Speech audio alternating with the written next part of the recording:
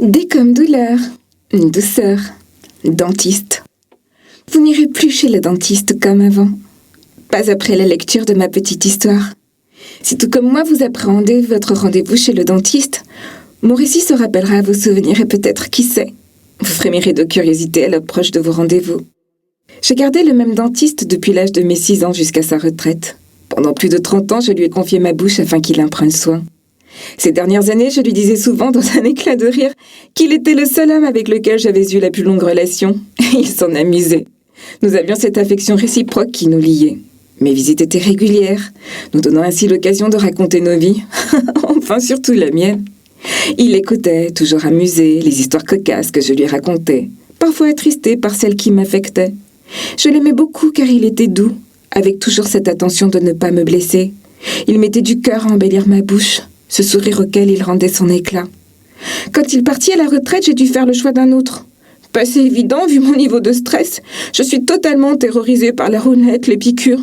Une fois installée sur le fauteuil, mon corps se raidit, mes mains deviennent moites, la sueur perle entre mes seins, mon dos, le front. Je crois que je préfère encore 1000 fois aller chez le gynécologue. J'ai demandé à mes amis, mon entourage, même professionnel, s'ils connaissaient un bon dentiste, doux et gentil de préférence. J'ai eu un contact. Tu verras, il est super et en plus il est canon. Un bon, utile et agréable, je vais prendre rendez-vous. Rendez-vous fut pris. J'arrive à mercredi, il est 19h. Je pousse les portes de son cabinet dans un immeuble style haussmannien très chic, typique des vieux quartiers parisiens cotés. Je sonne. Une assistante en blouse bleue m'ouvre. Elle est jeune, jolie sympa. J'entends au loin le bruit de la roulette pendant qu'elle me conduit à la salle d'attente avec quelques banalités pour créer le contact. Je reconnais l'odeur, celle du clou de girofle. J'entends les équipes qui s'affairent. Je suis seule dans la salle, le temps pour moi de souffler un peu, d'apaiser mon niveau de stress. C'est l'été et il fait chaud.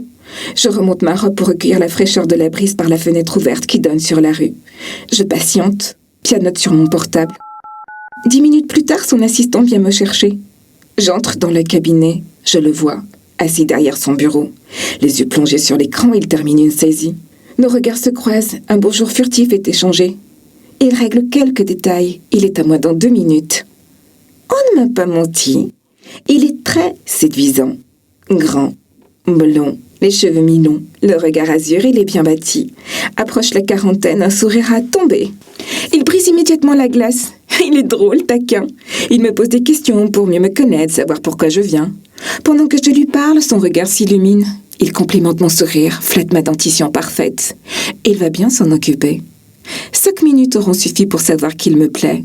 5 minutes auront suffi pour la réciprocité. Il me scrute, lentement, de la tête aux pieds. Je me sens presque nue, j'en suis un peu gênée. La tension est dans l'air, je transpire un peu plus. Il perçoit mon émoi, je lui dis que j'ai peur. Il se veut rassurant, tout va bien se passer. Je m'installe lentement sur le long fauteuil pendant que son assistante rassemble les ustensiles. Ils échangent ensemble quelques formalités pendant que Dr. X, pour ne pas le nommer, se pare de son masque, règle les lumières et le fauteuil qui doucement me penche vers l'arrière.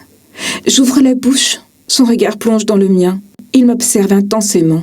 La tension entre nous est si palpable, je jette rapidement un coup d'œil à son assistante. Elle ne semble pas gênée, ni même complice. J'en déduis qu'elle a l'habitude, c'est donc un séducteur. La séance se termine. Là non plus, on ne m'a pas menti. Il a été doux, rassurant. Le résultat est superbe. Je lui suis reconnaissante. Nous reprenons rendez-vous, les soins vont durer, il veut parfaire son travail. Je suis de retour, un jeudi soir. Il est 19h30.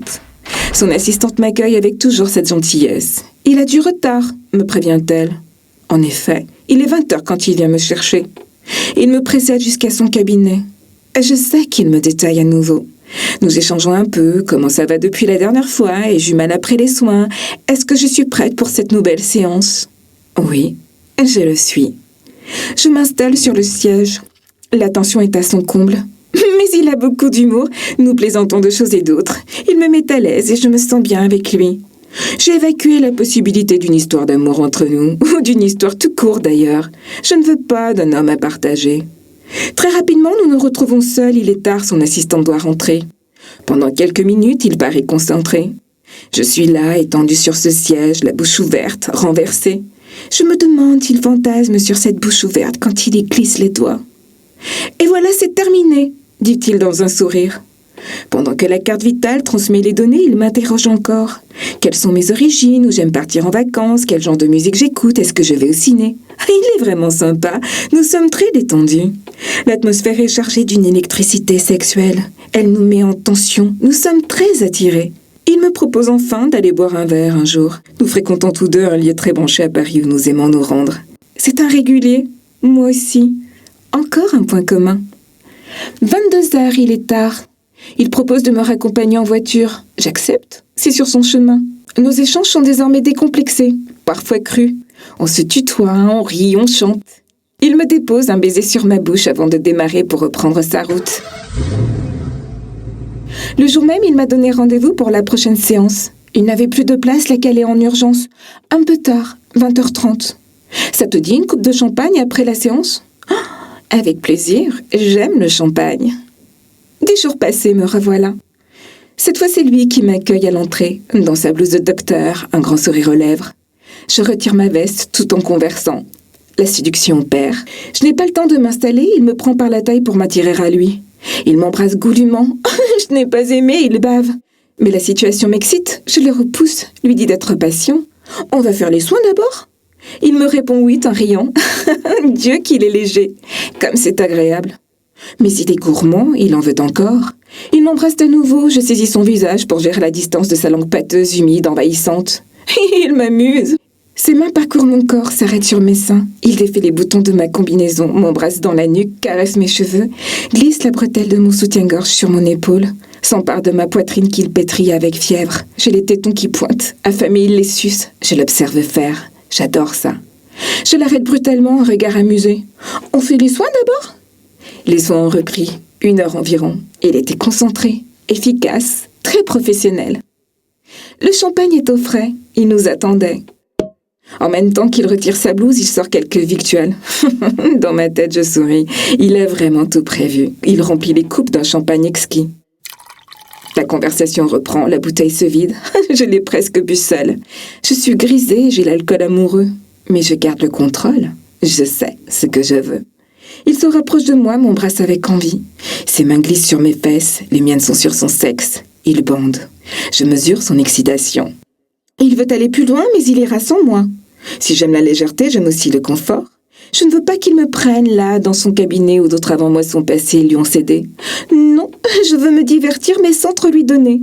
Tout cela, je le sais, depuis le premier jour. Je le repousse doucement. Attends, lui dis-je, je ne suis pas encore prête. Mais il est excité, je veux le soulager.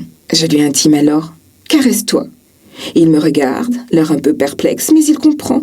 Défait son pantalon, s'allonge sur le fauteuil. Il le sait, il n'aura rien de plus. Mais il n'insiste pas, prend ce que je lui donne. Il est là, sur son siège, la queue entre les mains, qui vont et viennent sur son membre durci pendant que je l'observe en buvant du champagne. Il veut enfin venir et y être y amené. « Viens », me demande-t-il.